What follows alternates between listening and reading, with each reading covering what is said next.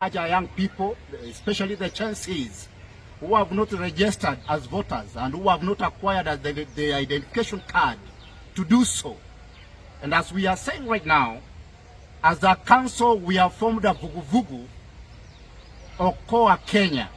And that's why we are giving young people civic education to register as voters and to have the identification card, so that it will be able to help us to elect good leaders come 2027. Viva Vijana, viva! Viva! Lastly, I want to tell our leaders openly today that as young people, if you are elected, please give us the right direction. We have our own candidate, Dr. Matiang'i, as a community, and we therefore urge our leaders not to go for handouts or to mislead the community. Instead, to give us hope, and the hope is only Dr. Fred Okengo Matiang'i.